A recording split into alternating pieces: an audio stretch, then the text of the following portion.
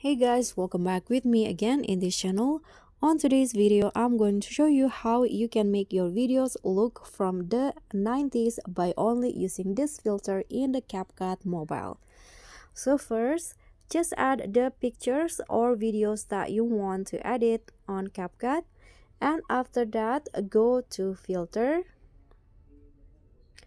Here, swipe through the category and then select the retro category and use this 90s or 90s pop filter. So just choose which one that you think fits your taste the best. Let's try the 90s first. So the video will go like this, and let's try the 90s pop also.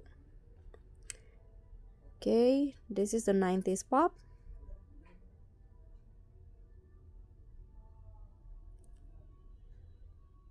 So you can just adjust the intensity. I'm going to go with 100 and apply it to the entire clips by dragging the filter like this.